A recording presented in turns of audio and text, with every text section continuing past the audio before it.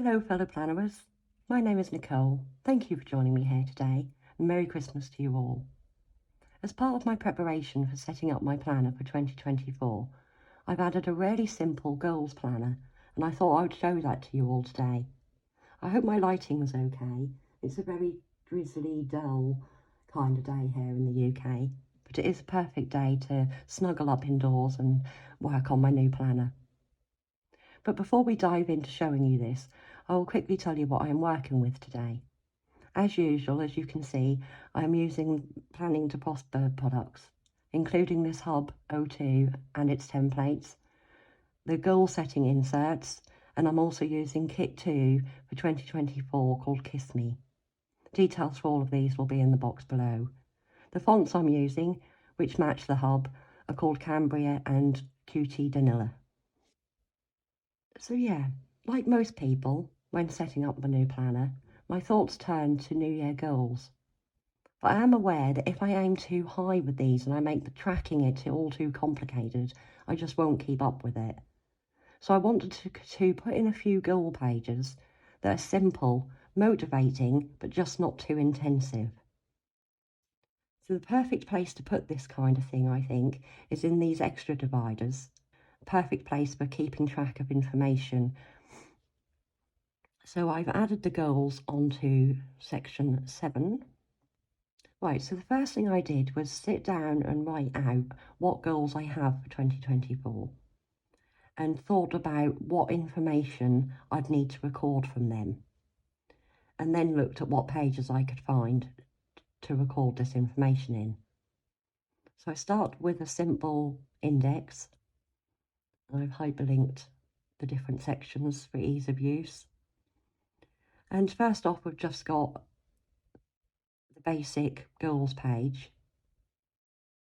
I think this one comes from the goal setting inserts. And then this lovely one, this one's really handy. I like how clear this is. The My Goals version 1. So yeah, on this first one, you just write out the name of each goal and some information for it. Then we have a goals page for the first 4 and 5 to 8 and the action steps. Then I thought it'd be important to have an annual tracker. I've kept this page just really simple and clear, so it's the only thing that I've got to record. And I've got that tracker from the No Frills planners and a little note section from the templates. And then we go into this goal setting page, which I got as a template from the Hub. And I just added this little mini tracker at the bottom. And that's it. I'll just copy this page each month for the 12 months, which I haven't done yet. I thought I could see how January goes. And it's as simple as that. So you've just got the goals pages, the trackers, and then a space for the 12 months. So just to briefly show you how this would work, and obviously you could type this in and make it all look pretty. So say my first goal is to run 30 minutes per day, 4 times a week. So I'd call it run 30, and then just add the information into this box that the aim is to run 30 minutes 4 times per week. And then on the next page, you get to put a little bit more information for that. So again, I say 130. You could write down here, again, that information of what the goal is, and then write out the action steps of how you're going to achieve that and break it into smaller chunks.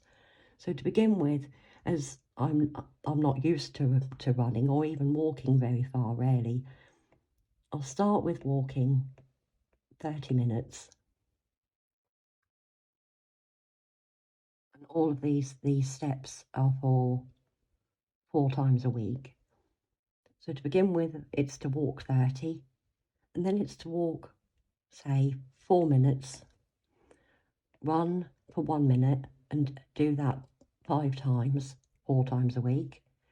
And then the next step could be to walk for 3 minutes and run for 2, 5 times a week, and then slowly increase that So walking 2 minutes, running 3, 5 times a week, and continuing until you get to the last step, which would be to run 30. I put in here that all of these are times 4. Okay, then, so you put run 30 in the tracker, and then you could just mark off when you've done each of these 10 steps from here. Okay, now you come to January. So my first one I want to work on is this run 30. I'd like to complete steps 1 to 3. So then you break that up into smaller bits here in the aims. So you could say step 1 is to start. Say, I know that I'm not going to be doing anything on the 1st of January. I'll probably be recovering from New Year's Eve. So my aim is to start on the 2nd of January. And on that first week, I'd like to walk 30 minutes 4 times. And then you just continue. You can either do it daily goals, or I'd do it in the weeks. So week 2, I want to do step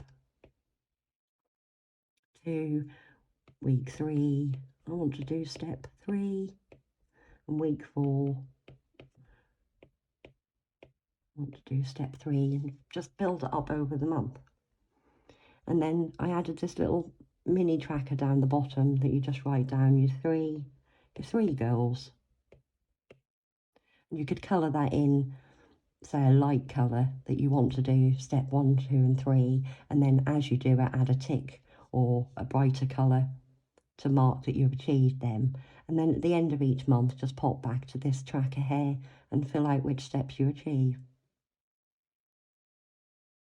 So like on the next month, when I fill in here, I could mark off that I've already done the first 3, and that and write down what the next part of the goal is. So yeah, I'm hoping that this will keep me motivated in a really easy to track way. So shall I add a little bit of... Is anyone else having this problem where when you're flicking through, pages tend to go white? I've had this problem for a while now.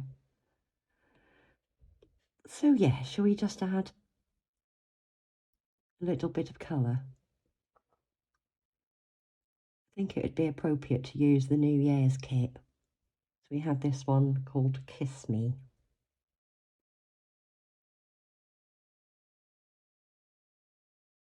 Pull over the colours and add them into the bucket.